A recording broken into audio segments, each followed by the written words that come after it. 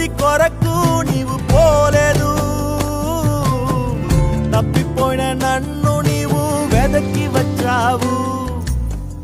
నన్ను నీవు మరువక, నన్ను నీవు విడువక, జాలిగా నన్ను చూస్తూ నిలచిపోయావు. తృణీకరించక, నన్ను త్రోసివేయక, సంద్రాలు దాటి నన్ను